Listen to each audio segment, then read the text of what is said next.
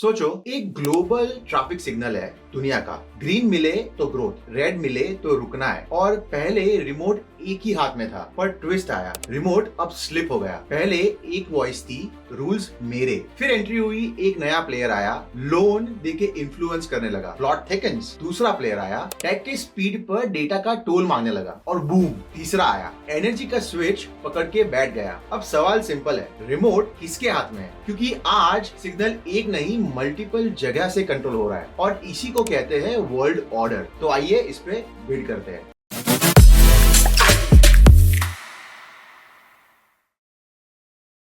जब दुनिया के बड़े लीडर्स एक टेबल के राउंड बैठते हैं, फोटोज खिंचाते हैं, हेडलाइंस बनती है, तो क्या सच में वही लोग हैं जो दुनिया को चला रहे हैं, या फिर पावर कहीं और ही होती है, बिल्कुल चुपचाप, ट्रीटीज के बीच में और नंबर्स के बीच में? अभी कुछ दिन पहले एक खबर आई, इंडिया और यूरोप के बीच एक हिस्टोरिक ट्रेड डील हुई। लोगों ने इसको कहा मदर ऑफ ऑल डील्स, क्योंकि ये ट्रेड पैक्ट लगभग 2 बिलियन लोगों को कवर करता है और ग्लोबल जीडीपी का करीब 25% हिस्सा रिप्रेजेंट करता है। जस्ट इमेजिन, एक ट्रेड डील सिर्फ बिजनेस की बात नहीं है, ये दुनिया के इकोनॉमिक आर्किटेक्चर की बात है। और ये डील सिर्फ एक ट्रेड एग्रीमेंट नहीं है, ये पावर का रीडिस्ट्रीब्यूशन है, द वर्ल्ड ऑर्डर। ये एक हैवी वर्ड लगता है ना, पर इसका मतलब सिंपल है। कौन रूल्स बनाता है, कौन अप्लाई करता है, और कौन वो रूल्स का फायदा उठाना जानता है। जो ओल्ड वर्ल्ड ऑर्डर हमने पोस्ट वर्ल्ड वॉर 2 में बनाया था, उसमें 1945 के बाद यूनाइटेड नेशंस आया था,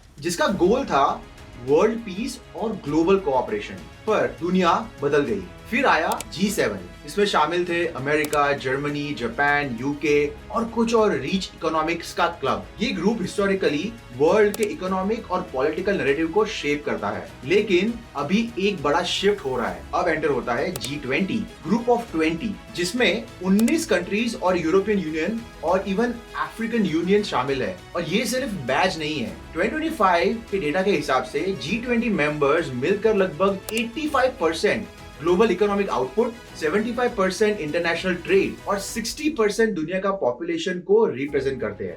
ये कोई छोटा क्लब नहीं है। लेकिन ये भी इंटरेस्टिंग है, एक तरफ ग्लोबल इकोनॉमी का ग्रोथ स्लो हो रहा है। यूनाइटेड नेशंस के ट्रेड और डेवलपमेंट प्रोजेक्शंस के मुताबिक दुनिया की इकोनॉमी सिर्फ 2.6% ही ग्रो करेगी 2025 और 2026 में, जो पैंडेमिक के पहले के एवरेज से भी कम है। तो फिर भी सेंटर स्टेज पर क्यों सिर्फ कुछ वॉइस ही रूल्स करते नजर आ रहे हैं? नंबर्स से जरा और क्लियर हो जाता है पिक्चर। 2025 के एस्टिमेट्स के मुताबिक दुनिया की सबसे बड़ी इकोनॉमी यूनाइटेड स्टेट्स का जीडीपी नॉमिनल तौर पे अप्रोक्सीमेटली 30.6 ट्रिलियन है। उसके बाद आता है चाइना का जीडीपी लगभग 19.4 ट्रिलियन, और फिर इंडिया का अराउंड 4.1 ट्रिलियन है। लेकिन ग्रोथ रेट का सीन अलग है। इंडिया जैसा इमर्जिंग कंट्री 6.6% की ग्रोथ रेट के साथ टॉप ग्रोथ इकोनॉमी में से एक है, जबकि एडवांस इकोनॉमीज जैसे यूरोपियन यूनियन सिर्फ 1.4% ग्रोथ फोरकास्ट देखती है। ये ग्रोथ रेट नहीं है, ये बस मैथ है।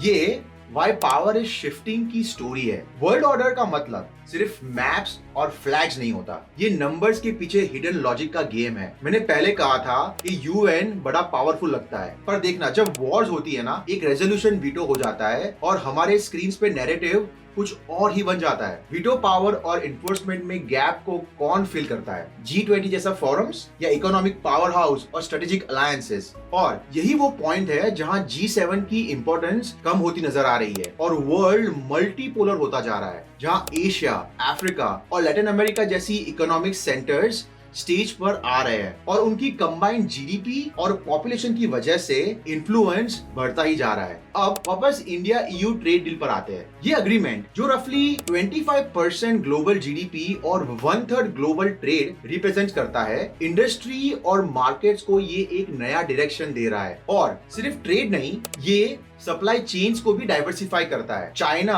और यूएस की डिपेंडेंसी को थोड़ा बैलेंस करता है, और इंडिया एमएसएमई को EU मार्केट में एक्सेस देता है। जिससे 6.4 लाख करोड़ तक के एक्सपोर्ट्स बेनिफिट हो सकते हैं। वर्ल्ड ऑर्डर ये नहीं कि सिर्फ एक ग्रुप बैठ के सब कुछ अपने हिसाब से डिसाइड कर दे, ये है जहां रियल इकोनॉमिक मसल का यूज होता है, जहां ट्रेड स्केल, जीडीपी शेयर और मल्टी कॉन्टिनेंटल मार्केट्स का कंट्रोल वर्ल्ड के नैरेटिव को पुश करता है। अगर तुम सिर्फ हेडलाइंस पढ़ते हो, तुम वही देखोगे जो छपा गया है, पर रियल पावर शिफ्ट होता है उस मोमेंट से जब नए इकोनॉमिक ब्लॉक्स बन रहे होते हैं, जब इमर्जिंग मार्केट्स अपनी जीडीपी ग्रोथ और पॉपुलेशन लेवरेज कर रहा है, और जब ट्रेडिशनल पावर सेंटर्स अपने डोमिनेंस को डिफेंड करने की कोशिश कर रहे हैं। ग्लोबल इकोनॉमी नॉमिनल तौर पे ग्रो कर रही है, पर डिस्ट्रीब्यूशन का पैटर्न रैपिडली शिफ्ट हो रहा है, और इस शिफ्ट का इम्पैक्ट तुम्हारी डेली लाइफ पर भी पड़ता है। Fuel prices, jobs, inflation,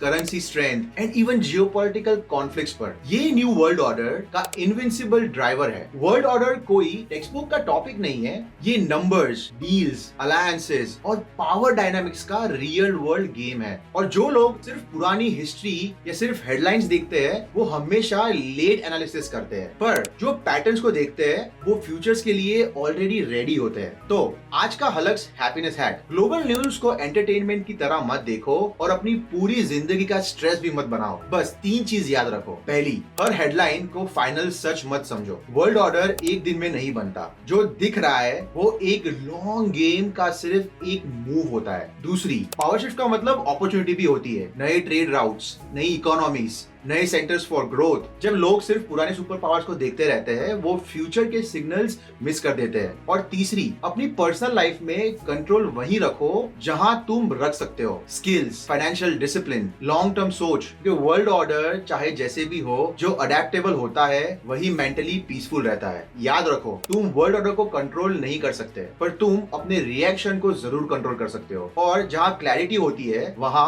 unnecessary fear खत्म हो जाता है। मैं हूं हलक, थोड़ा अलग और बहुत ज्यादा क्यूरियस। मिलते हैं ब्रेक इट डाउन विद हलक के नेक्स्ट एपिसोड में। तब तक लाइक, शेयर, कमेंट और सब्सक्राइब करो। I will see you guys in the next episode, legends.